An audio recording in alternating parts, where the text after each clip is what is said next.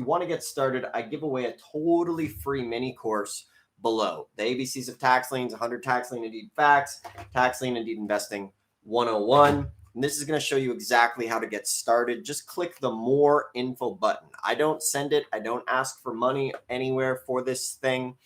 So make sure to subscribe and grab a copy of that while you're watching here. So as we dive into this, remember, the tax lien is always the priority lien on any property. So the liens work kind of like, they work like a pyramid. So he who records first has the first right of being able to foreclose, which is great because the tax lien is going to wipe out anybody above it. The next thing is the government is involved in overseeing this. And there's strict government regulations and a very high level of transparency and accountability. So you're not going to have somebody, like a Bernie Madoff in there screwing you around. Your money is safe and fixed, okay?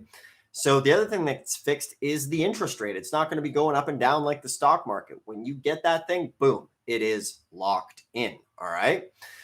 Now, compared to other investments, there's definitely a lower competition level, which is very, very nice in this business. So, worst case scenario is, maybe you buy that's the thing, right? Like it just takes a little bit of basic research in this business.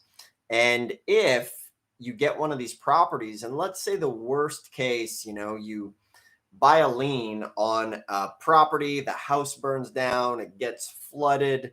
Even then, you're still going to make money because the tax lien is generally a lot lower value than the price of the land. So meaning like the totally worst case scenario, if the property burns down, you got to bulldoze it and take it out, the land is still going to be worth much more than your worst case scenario. So that's really what I love about this business. So if you look at a ratio where all of your tax lien investments have a multiple of like 3 to 5, meaning the land.